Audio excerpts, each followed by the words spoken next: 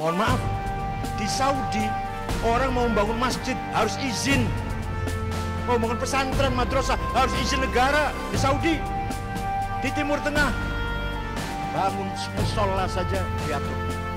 Bangun majlis taklim ada izin pemerintah. Tidak sebebas Indonesia. Di sini mau pengajian segini ramenya nggak usah izin, asal ngasih tahu aja pada kepolisian. Jalan sudah. Di Timur Tengah nggak bebas seperti ini. Percaya nggak? Saya di Timur Tengah 13 tahun setengah di Timur Tengah. Saya paham betul, saya tahu persis saya wataknya orang sana.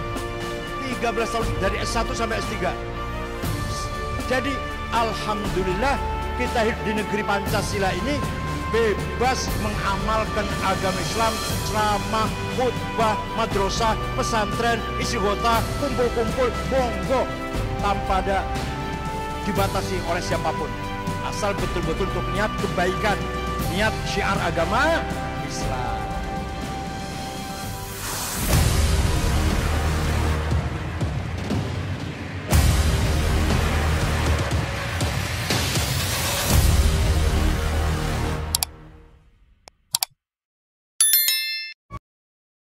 Alhamdulillah, berkat doktrin fatwa Kiai Haji Hashim Asy'ari, hubbul waton minal iman. Itu Haji Asy'ari itu, bukan hadis, bukan.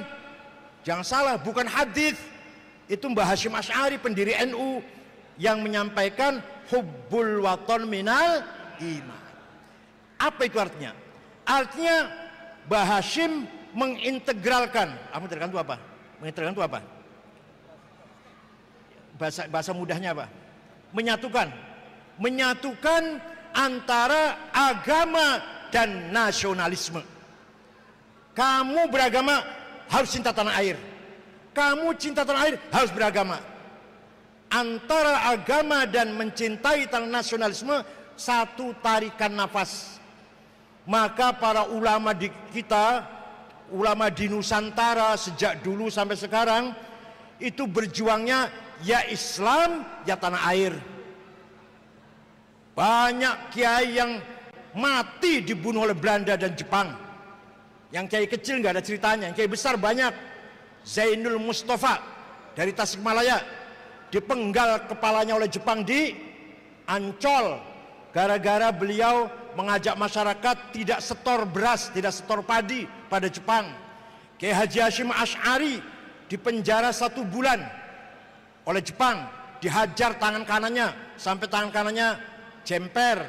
Kiai Mahfud Siddiq Jember, mukanya hancur berdarah-darah. Kiai Solehin Babakan Cuaringin sampai kakinya bukan lumpuh, tidak kuat lagi berdiri, berjalan payah, itu dihajar oleh Jepang. Walhasil para kiai, para ulama berjuang melawan Jepang, melawan Belanda karena berangkat dari hubbul waton minal iman. Di samping juga berjuang untuk agama Islam. Di Timur Tengah, ini cerita Timur Tengah. Di Timur Tengah, ulama tidak nasionalis, hanya berjuang Islam saja, tidak pernah berbicara hubbul waton minal iman. Yang nasionalis bukan pejuang Islam. Yang nasionalis Presiden Jamal Nasir, Muammar Gaddafi, Saddam Hussein, Hafid Assad, itu Presiden Syria, Saddam Hussein Presiden Irak, Jamal Nasir Presiden Mesir, Jafar Umayyah Presiden Sudan, Habib Bourguiba Presiden Tunis, Muammar Gaddafi Presiden Libya, Harib Boumediene Presiden Aljazair. Ini tokoh-tokoh Arab nasionalis, tapi tidak berjuang untuk Islam. Yang untuk Islam para ulama Al-Azhar, terutama para ulama Said Ramadan Al-Buti, Said Qutub, Said Sabiq, Abdul Habban Nakah, itu semua pejuang-pejuang Islam, aktivis Islam. Muhammad Al-Ghazali, tapi bukan pejuang nasionalis. Di Indonesia beda dengan yang lain. Di Indonesia beda dengan yang lain. Di Indonesia Kiai Hashim Asy'ari, Kiai Wahab, Kiai Mahrus Ali, Kiai Banten siapa? Banten contohnya siapa? Kiai Unang yang selevel itu. Abu Yadimyati, Kiai Cirebon, Kiai Abbas, Kiai Satori Arjawinangun, Kiai Amin Babakan Cuaringin, Kiai Ridwan Semarang, Kiai Asnawi Kudus, Kiai Maksum Lasem, Kiai Ihsan Cepu, Kiai Mahmud Siddiq Jember, Kiai Faisal Lombok Tengah, Kiai Kamil Soleh Sumatera Selatan. Itu kiai perjuang Islam plus dalam waktu yang sama pejuang nasionalis. Paham tidak? Jadi kiai-kiai itu berjuang dakwah Islam dan berjuang mempertahankan tanah airnya. Mari tanah air yang sudah kita miliki merdeka ini, mari kita cintai dan kita rawat. Jangan sampai ada sedikit pun siapapun punya niat, punya maksud untuk memecah belah kesatuan dan persatuan kita. Itu berarti mengkhianati amanat tadi, amanah nomor 2 tadi, amanah thaqafah dan hadharah. Barang siapa yang berbuat kacau, berbuat ribut di tanah air, mengkhianati amanah dari Allah. Tadi amanah yang kedua tadi. Seperti di Timur Tengah, di Arab, agamanya benar, Islam. Nabinya Nabi Muhammad, kitab sucinya Quran, sholat 5 waktu, tapi perang terus sudah 40 tahun. Afghanistan 100% Muslim, perang terus. Irak sudah 1 juta lebih yang mati sesama Islam sama Arab. Suriah sudah 500.000. Yaman hancur-hancuran. Libya belum selesai. Mesir juga sebenarnya belum selesai betul lah, belum stabil betul. Kenapa itu mereka perang sudah terus? Karena tidak punya komitmen hubbul waton minal iman. Walaupun orang Islam baik sholat, tapi perang sesama Islam. Paham ya? Paham ya? Di kita tidak. Kita Islam menjalankan amanah din, amanah agama, tapi juga kita menjalankan amanah thaqafah dan hadharah, membangun masyarakat yang adil, tentram, nyaman dan damai. Gitu ya.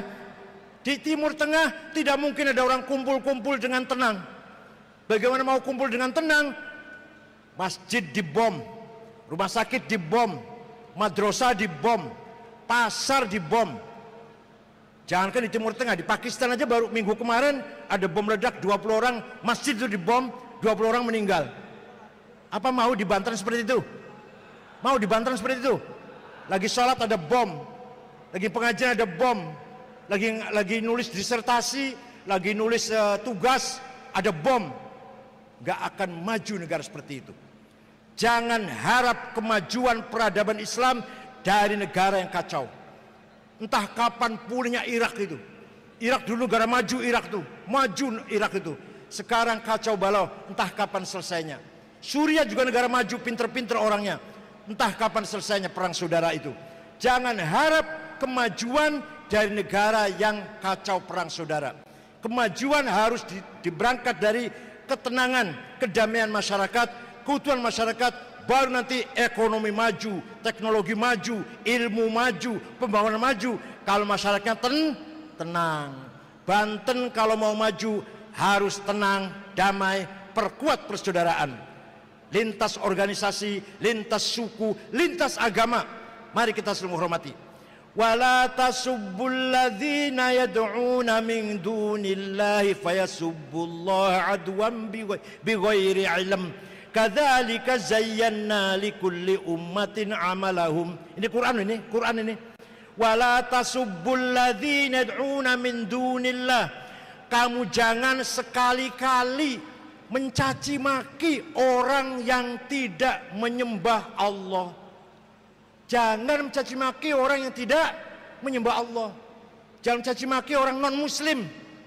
Beda agama jangan caci maki. Kenapa? Fayasubbullah adwan bighairi ilm. Nanti mereka mencaci maki balik kepada kita. Mencaci maki Allah nanti menjadi bangsa yang penuh dengan caci maki nanti. Nanti Banten misalkan jadi daerah yang penuh dengan saling caci maki. Jangan. Kadzalika zayyana likulli ummatin amalahum. Demikianlah saya jadikan setiap umat, setiap bangsa, setiap kelompok mempunyai apa? Kemegahan, keunggulan, keistimewaan, kelebihan, kebanggaannya masing-masing. Harus saling menghormati. Orang Sunda punya budaya, punya peradaban, punya seni, punya bahasa, punya tata cara, harus dihormati, tidak boleh dihina. Orang Jawa punya bahasa, punya tradisi, punya adat istiadat, punya cara, tata cara kehidupannya, tidak boleh caci maki. Orang Madura demikian pula, orang keturunan Arab punya ciri khasnya, orang keturunan Cina punya ciri tersendiri, orang Sumatera punya adat sendiri, Batak, Dayak, Bugis, Ambon, Papua, tidak boleh saling mencaci maki. Orang Sunda nggak boleh mencaci maki orang Jawa, orang Jawa nggak boleh mencaci maki orang Sunda, gitu ya. Orang Islam nggak boleh mencaci maki orang Kristen pun tidak boleh mencaci maki orang Islam. Masing-masing kadzalika zayyana likulli ummatin amalahum. Demikianlah saya jadikan bagi setiap umat kebanggaannya masing-masing yang harus kita hormati. Oleh karena itu, agama yang paling penting, beragama yang paling esensi adalah akhlakul karimah. Apa? Akhlak. Nabi Muhammad dipuji oleh Allah, bukan ilmunya yang dipuji. Walau ilmunya luar biasa, tapi nggak ada Quran memuji Muhammad engkau alim, enggak. Nabi Muhammad ganteng, gogoh, tampan, nggak ada di Quran Muhammad kamu tuh ganteng, nggak ada. Tapi giliran Nabi Muhammad akhlaknya baik, wa innaka la'ala khuluqin azim wa bil mu'minina raufur rahim. Sungguh engkau Muhammad berakhlak mulia. Ilmu gak disebut, kegantengan gak disebut, akhlak disebut. Jadi mari kita pahami, ruhuddin, substansi agama, spirit agama adalah membangun akhlakul karimah.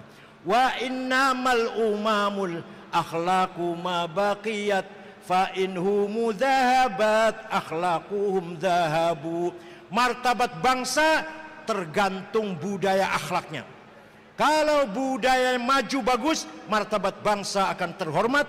Kalau akhlaknya hancur, martabat bangsa akan hancur. Walaupun agamanya Islam, kalau akhlaknya hancur, tidak ada harganya nanti, tidak dihormati orang. Bangsa Jepang itu Islam bukan, Katolik bukan, Kristen bukan, Hindu bukan, Buddha bukan, Konghucu bukan, Shinto agamanya, lokal banget, agama lokal banget. Tapi dunia menghormati bangsa Jepang. Apanya? Bangsa yang maju, sadar undang-undang, tidak ada korupsi, hak asasi manusia, nggak ada pelanggaran hak asasi manusia, tertib hukum, taat undang-undang, saling menghormati, bayar pajaknya benar, nggak manipulasi. Walhasil negara yang dihormati itu adalah negara yang yang jujur, yang amanah, walaupun agamanya nggak jelas. Ya mohon maaf, Timur Tengah agamanya Islam bagus, tapi bunuh-bunuhan sudah 40 tahun diketawain oleh orang luar. Dunia internasional meremehkan orang negara-negara Timur Tengah. Perang nggak berhenti-berhenti sampai sekarang, nggak ada harganya itu, walaupun agamanya benar, sholat, puasa, zakat, haji, umroh, baca Quran, benar agamanya, tapi akhlaknya yang sedang hancur. Oleh karena itu, mari kita satu, kalau kita orang Banten, sama-sama beragama Islam. Agama Islam memerintahkan kita agar innamal mu'minuna ikhwah, semua saudara, gitu ya.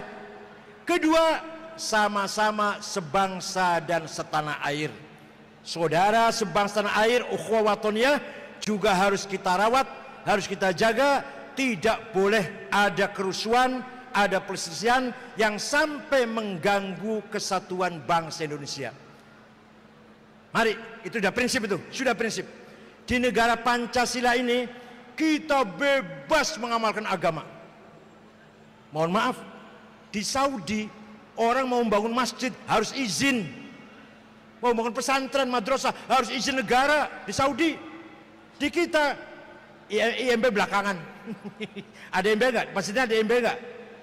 Ya, yang punya masjid ada IMB-nya nggak itu? Nggak ada, saya kira. bangun masjid, bangun madrasah nggak ada IMB-nya itu bebas sebebas, walaupun salah itu harus ada IMB sih, harus bebas sebebas, mau pengajian, mau baca Quran, mau pakai toa, bebas. Di Timur Tengah bangun musola saja diatur, bangun majlis taklim ada izin pemerintah, nggak sebebas Indonesia. Di sini mau pengajian segini ramenya nggak usah izin, asal ngasih tahu aja pada kepolisian, jalan sudah. Di Timur Tengah nggak bebas seperti ini.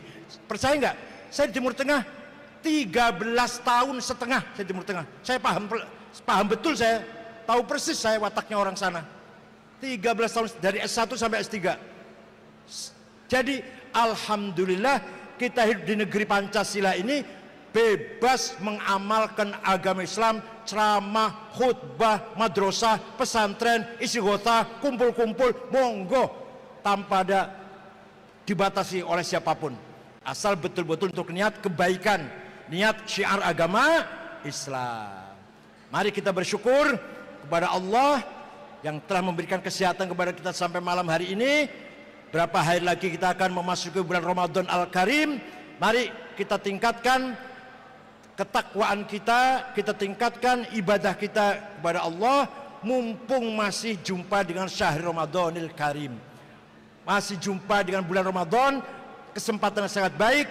Kita tingkatkan ibadah kita, taqarrub kita kepada Allah. Mudah-mudahan Allah selalu memberikan kedamaian, sehat walafiat, selamat untuk seluruh bangsa Indonesia. Saya kira itu saja, mudah-mudahan ada manfaatnya. Syukran wa dumtum fil khairi barakati wan najah. Wallahul muwaffiq ila aqwamit thoriq. Wassalamualaikum warahmatullahi wabarakatuh.